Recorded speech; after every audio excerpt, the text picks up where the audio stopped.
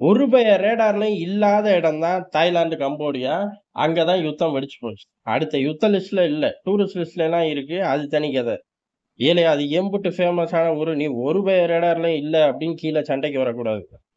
யுத்த களம் ஏன் வெடிச்சுச்சு? அவனுங்களுக்குள்ள வாக்கேத்தார கொல்ல நாள் இருக்குப்பா அப்படிங்கிற மாரி கோயில் பிரச்சனை, நிலப்பிரச்சனை அப்படின்னு ஒண்ணு சேர்ந்து பெரும் அளவுல இருக்கு. ரொம்ப காலமா இருக்கு. சரி இப்ப ஏன் அடிச்சுக்கிட்டாய்ங்க? இவ்வளவு நாள் பேசாம தானே இருந்தாய்ங்க. இப்ப ஏன் அடிச்சுக்கிட்டாய்ங்க? அதுவும் உலக யுத்தமா மாறக்கூடிய லெவலுக்கு போயிருக்காங்களே! என்ன காரணம்? அப்படிங்கிறத தான் விரிவா பார்க்க போறோம். முதல்ல இந்த பிரச்சனைகளுக்கெல்லாம் காரணம் என்ன? இப்ப உதாரணமா நமக்கான பிரச்சனைகளுக்கெல்லாம் காரணம் என்ன? பக்கத்திலேயே 2 பையன் இருக்கானே வீணா போனவன். சீனா ஒருத்தன், பாகிஸ்தான் ஒருத்தன் அப்படிங்கிறது எந்த அளவு உண்மையோ, அதே அளவு உண்மை. என்கிட்ட இருந்து சுதந்திரத்த வாங்கிட்டீங்களாடா? இருங்கடா.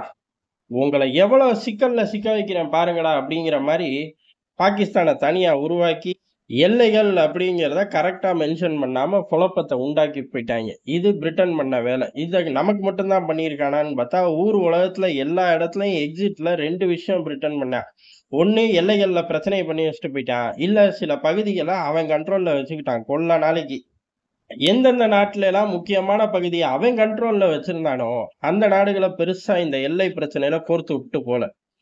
இந்த கண்ட்ரோல் இல்லாத நாடுகளுக்கு முழு சுதந்திரம் குடுத்துட்டு வெளியேறினான்ல, அங்க இந்த பஞ்சாயத்த பண்ணி வச்சுட்டு போயிட்டான். இதே வேலைய பிரிட்டனுக்கு ஈக்குவலா உலகத்துல பல பகுதிகள்ல பண்ணது யாரு அப்டின்னா பிரான்ஸ்.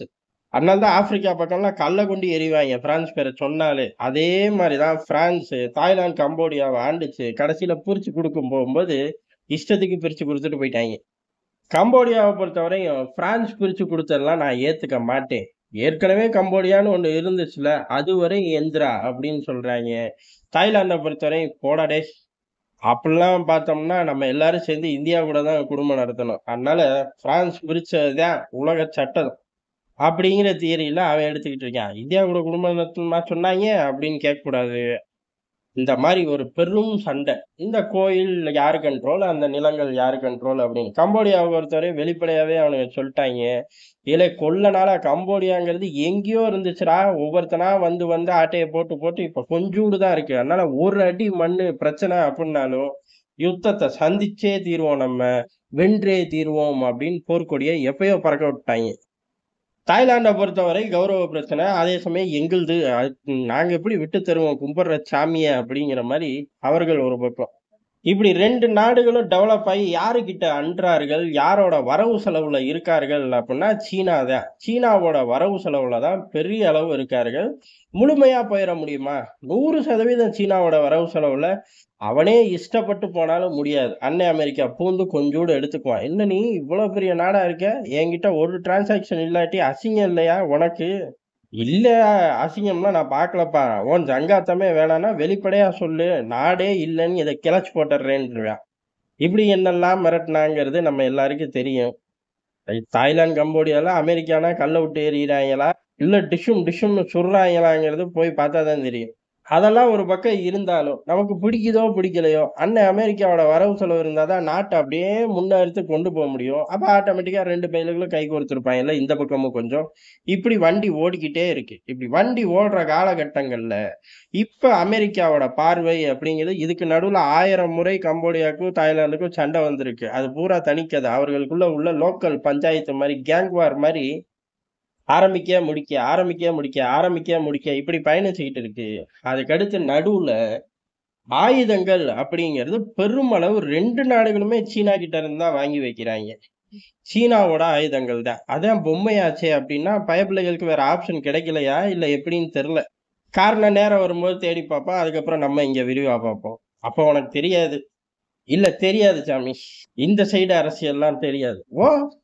அப்ப ஐரோப்பா அரசியல் மட்டும் உனக்கு தெரியுமாக்குன்னு கேட்கக்கூடாது. சரி இருக்கட்டும். இப்படி பயணிக்கும்போது, சீன ஆயுதங்களுக்கு பிரேக் விட்டு 2 பேர்களும் சீன ஆயுதங்கள் தான். அது டேங்கா இருந்தாலும் சரி, ஏர் டிஃபென்ஸ் சிஸ்டமா இருந்தாலும், சப்மரைனா இருந்தாலும், ஆன்டி ஷிப் மிசைலா இருந்தாலும், எல்லாமே ராணுவத்துல ஏ டூ இசட் சீனாவுல இருந்து தான் பர்ச்சேஸு. மேக்ஸிமம் 90, 100 அப்படின்னு அம்புட்டு ஓடிக்கிட்டு இருக்கும்போது, டபார்ன்னு அமெரிக்கா உள்ள வருது. தாய்லாந்து அங்கிட்டு சில பர்ச்சேஸ்கள போடுது. எது F-16 விமானத்த வாங்கிட்டான். கம்போடியா பையன்கிட்ட கிடையாது. இந்த சம்பவம் நடக்குது. இந்த சம்பவம் நடக்கக்கூடிய காலகட்டம் ஆட்டோமேட்டிக்கா ஆயுதம் வைக்கிறானாலே அந்த பிராந்தியத்த ஃபோக்கஸ் பண்ண ஆரம்பிச்சுட்டா அண்ணன் அமெரிக்கா அப்படின்னு எடுத்துக்கலாம். இந்த காலகட்டம் அப்படிங்கிறது சீனாவ முடிச்சு கட்டலாம் அப்படின்னு துடிக்கக்கூடிய காலகட்டங்கள்ல தாய்லாந்துல அக்கவுண்ட் ஓப்பன் பண்றாய்ங்க. கம்போடியாலயும் ஓப்பன் பண்ண விருப்பப்பட்டு திரிகிறாய்ங்க. அமெரிக்காவ பொறுத்தவரையும் ஆயுதங்கள் விப்பான். சீனாவ பொறுத்தவரை ஆயுதங்கள் விப்பான். 2 பேர்லும் தான் விப்பான். நம்ம கூட தான் இப்ப போட்டி போட்டு விக்கிறோம் அப்படின்னா, எல்லா ஆயுத முதலாளிகளும் ஆயுதத்த விப்பார்கள். ஆனா ஒருத்தன் கூட வேண்ட மாட்டான். அந்த பகுதியில சண்டையே வந்துறக்கூடாதுன்னு. சீனா மட்டும் வேண்டுவான். ஏன்னா சண்டை வந்துச்சுன்னா ஆயுதத்தோட பெர்ஃபார்மன்ஸ் தெரிஞ்சு போயிரும். அதுக்கப்புறம் ஒருத்தனும் பர்ச்சேஸ் ஆர்டர் குடுக்க மாட்டான். அமெரிக்காவ பொறுத்தவரையும் அப்படி கிடையாது. ஆயுதம் குடுத்த ஜோர்ல யுத்தம் வரணும்னு வேண்ட மாட்டான். யுத்தத்த அவனே தூண்டி விட்டுருவான். 2 பயலுகளுக்கும் உள்ள வித்தியாசம் இதுதான். F-16 நுழைஞ்சதுக்கு அப்புறம் சின்ன சண்டை. அதாவது அங்கிட்டு இருந்து முறைச்சு பார்த்தேன் அப்படின்னாலும் ஃபைட்டர் ஜெட்ட எடு அப்படிங்கிற மாரி தாய்லாந்துல ஒரு மூட கிரியேட் பண்ணிட்டாய்ங்க. சுத்திக்கிட்டு இருக்காய்ங்க அப்படிதான். இது பத்தாது அப்படின்னு மார்க்கோ ரூபியோ சமீபத்துல ஒரு மீட்டிங்ல பேசும்போது சொல்ட்டாரு. அடுத்த 50 வருஷ வரலாற்றுல எழுதும்போது, அதாவது உலக வரலாறு அடுத்த 50 வருஷம் எழுதும்போது, முக்கியமான இடத்துல நீங்க எல்லாம் இருப்பீங்க அப்படின்ட்டாரு. முக்கியமான இடத்துல இருப்போங்க அப்படின்னா என்ன தீர்ப்ப சொல்ற நீதிபதியா உட்கார வைக்க போறாங்களா இவனுங்கள?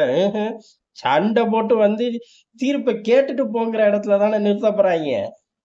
அத நோக்கி வண்டி நகர்ந்துருச்சு. எப்படி நடந்துச்சு?